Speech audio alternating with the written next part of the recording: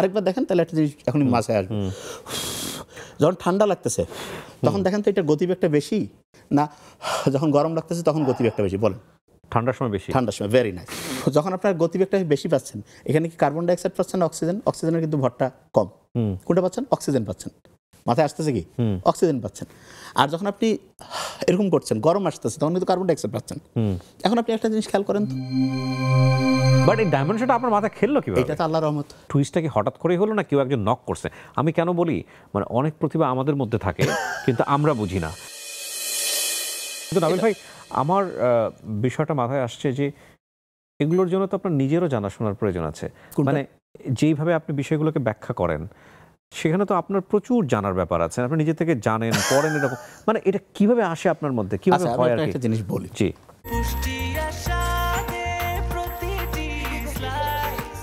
Breakfast, tiffin কিংবা snack টাইমে মজাদার আয়োজন মানে অল টাইম ব্রেড। যেমন ধরেন আপনি একটা হাতটা এরকম করেন আমার সাথে, তাহলে মজা লাগবে। করে এবার আপনি ফু দেন, বুকটা এরকম করে। ঠান্ডা লাগতেছে না? হ্যাঁ। এবার আমার মতো দেবেন, গরম লাগতেছে না? হ্যাঁ। আচ্ছা, এবার একটা ঘটনা বলি আপনাকে। মৌমাছি যে আছে, মৌমাছি যখন মৌচাকে থাকে, মৌচাকের কিন্তু একটা টেম্পারেচার মেনটেন করতে হয় 35 ডিগ্রি সেলসিয়াস। তা মৌমাছির ভিতরে যে মৌচাক যেখানে ওরা থাকে, তো ওরা সবসময় দেখে যে টেম্পারেচারটা 35-এর প্লাস মাইনাস আছে কিনা। ধরা যাক টেম্পারেচার বেড়ে গেছে 45 ডিগ্রি সেলসিয়াস ধরলাম সাহারার মধ্যে, মৌচাকে তো মধু তৈরি হবে না। তাহলে কি করবে তখন তারা? মৌমাছির যে পাখা আছে, ডানা, ডানার দুইটা প্যাটার্ন আছে।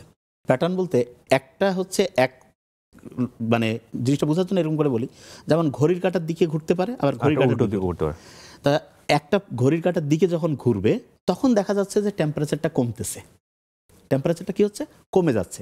তার মানে ধরেন যে মৌচাকের ভিতরে টেম্পারেচার আছে 45 ডিগ্রি, সে ঘড়ির কাঁটার দিকে ঘুরাচ্ছে তার ওই পাখাটাকে, উইংসটাকে, সংকোচন প্রসারণ মুখের জায়গা থেকে আস্তে আস্তে সে কমে গেল।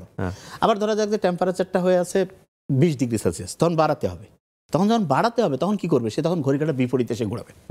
তখন যখন ঘুরাতে গেল, আমি জাস্ট বোঝার জন্য সহজ করে বললাম, তখন দেখা গেল কি আস্তে আস্তে আস্তে আস্তে আস্তে টেম্পারেচার বাড়তেছে।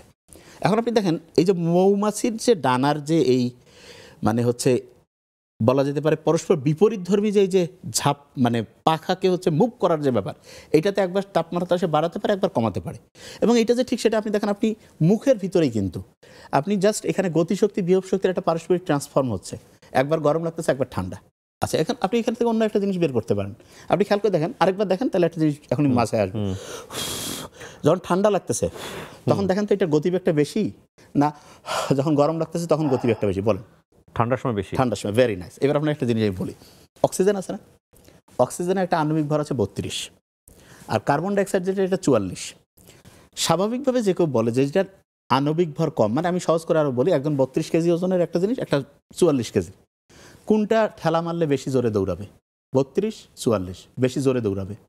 44 মনে হয় নাকি, বেশি না, 32 যাওয়ার কথা। সহজ সেন্স চিন্তা করেন, আপনি একই পরিমাণ ধাক্কা দিলেন, হ্যাঁ 32টা দৌড়াবে। Very nice.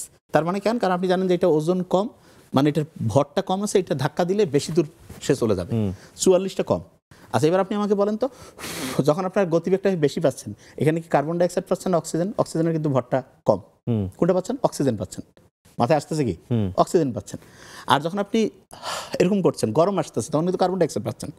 এখন আপনি একটা জিনিস খেয়াল করেন তো, তাহলে আমরা যখন আমাদের শরীরে ঠান্ডা অনুভব করি তখন কি আমরা অক্সিজেন পাচ্ছি না কার্বন ডাইঅক্সাইড? অক্সিজেন। অক্সিজেন, কারণ ঠান্ডাই দেখেন, ঠান্ডা, যখন গরম তখন কার্বন ডাইঅক্সাইড। এখান থেকে আপনি আরও অন্য জায়গায় যেতে পারেন।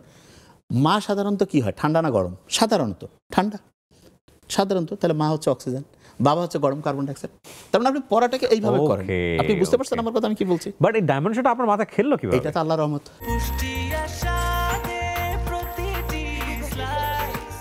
ব্রেকফাস্ট, টিফিন কিংবা স্ন্যাক টাইমে মজাদার আয়োজন মানে অল টাইম ব্রেড। এটা আমি আপনাকে বললাম, এটা আমি তো আপনাকে বললাম যে আমি কোনো বইয়ের মধ্যে যদি পাইতাম আমি তো আপনাকে বলতাম যে আপনি যে কোনো জায়গায় পাইতেন না। এটা কি টুইস্টটা কি হঠাৎ করেই হলো না কেউ একজন নক করছে?